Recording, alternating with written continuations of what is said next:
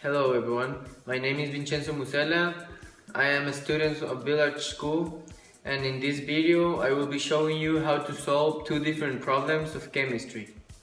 Please, I beg to you that you pay all the attention that is needed for understanding these problems. There are some materials that will be required in this solving problem. First of all, you need a piece of paper so you're gonna be able to write everything you wanna write and follow the steps in the paper. Then, of course, you need a marker, pencil, pen. I don't care. Then, please find a scientific calculator. If you don't find one, you can also use a normal calculator. It's okay. But the most important part of these problems is the periodic table. Without this, you're not gonna solve anything. So find one online, grab your brother or sister's periodic table, and we're gonna start. So hope you enjoy and are able to understand every problem I will be solving here. Okay, so we have our first equation right here. The first step is to check if the equation is balanced. We must look at each compound and do with its reactant. So this one is totally balanced.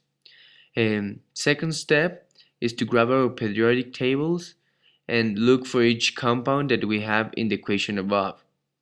After circling each compound, there's no need for circling, but it's better. So after this, you must write each atomic weight of each compound, as I'm doing it right now.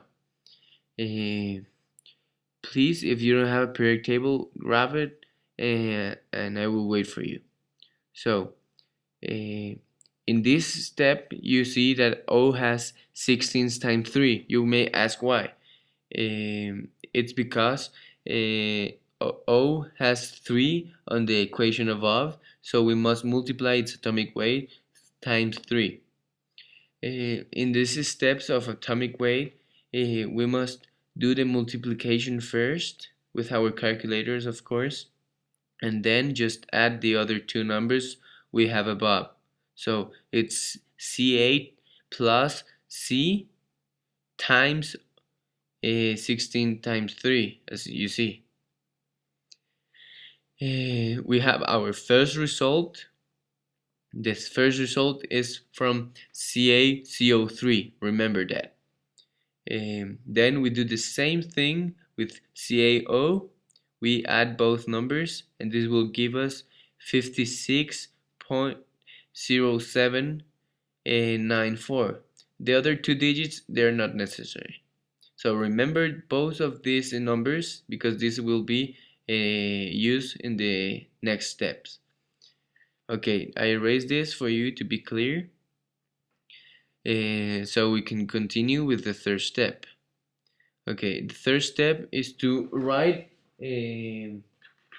of course, the relation of grams in the products. So 1,000 grams of CaCO3 times, you will write, you will look in the step before the grams of CaO.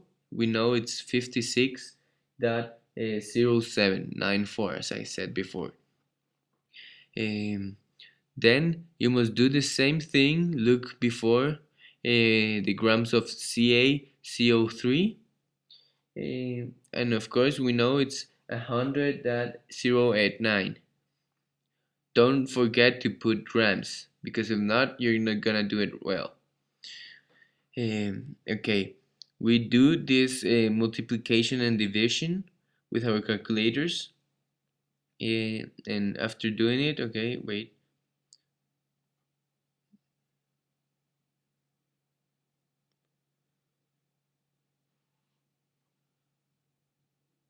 Okay, this gave me a result of 560. That not 295. And remember, after the number, you must put grams because that's what we're looking for. Grams of CaO. So this is our first result. First problem already solved. Thank you. So guys, we already solved the first problem. We're gonna continue to the second one in a few seconds. Just have a glass of water, shake your body a little bit, and don't stress. If you were not able to understand the first video, like the first problem as I solved right now, go back, take your time. There's no pressure on you, so don't stress. And whenever you're ready, we will continue. So break time, don't go. Okay, so the break is off. So we continue with the next equation. We have Mg of magnesium, and we do know the grams that are 0.273. We don't know grams of nitrogen, but we do know the grams of another compound. So first step, we write the grams of magnesium, and we just write nitrogen because we don't know its grams, and that's equals to 0.378 grams of another compound. Okay, after writing this, we know that we can do something about it, and it's to subtract these two numbers that we have here. So we write 0.378 grams minus 0.273 grams. So you do it in a calculator, and this will give us the result of the grams in nitrogen. Don't forget. So this gave me a result of 0.105. So okay, now we have this. Remember this number. I will erase this so I have more space to follow with the second step. Please don't forget writing every step. Okay, so second step, we must pass the grams through moles. So how we do it? We use the grams of magnesium that we already have times 1 mole of magnesium, that's moles that we want, divided 24.3 grams of magnesium. Where did I get 24.3 grams of magnesium? Well, it's pretty easy. As you see, I write it down below. Okay, so where it's coming from the 24. In the periodic table, you must look for magnesium, the compound, and you will just place the number that is in the atomic weight. Okay, doing this with the calculator, okay,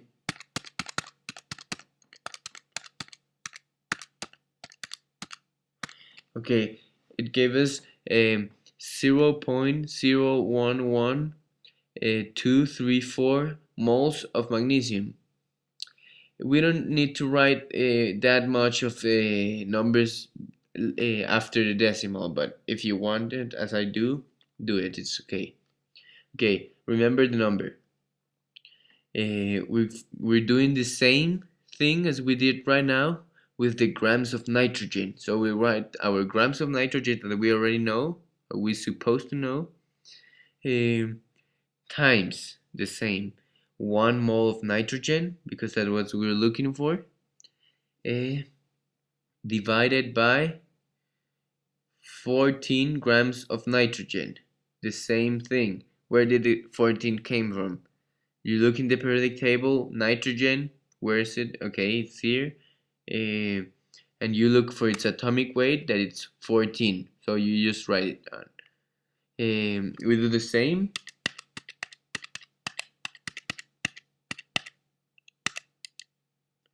So give us a result of 0.0075 moles of nitrogen. Remember putting the moles.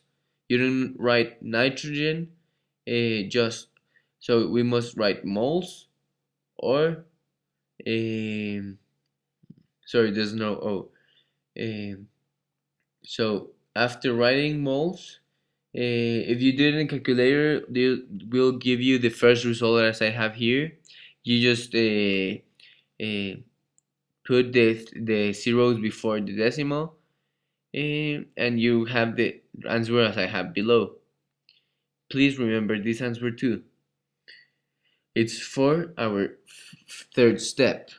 Okay, so in the third step, we must divide the numbers. So we grab the least number we have right now with the biggest one and we divide it. So it's 0.0075 divided 0.011234. So the division will give us 1.5. So we have this first number. After having this number, we must divide it 0.0075 by its own number. It's practically, we already know the answer, it's 1, but for people that are not sure, you can use the calculator too. So it's 1. So having these two numbers, don't forget them. Okay, we come to our final step. This is the most easy step. I just recommend it to do this as I'm doing it right now. It's easy and you will not get lost.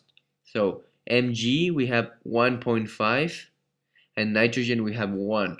We must balance the equation with multiplying it by 2. So it will give you a result of Mg 3 and 2. Okay, so we have our second problem solved. Thank you.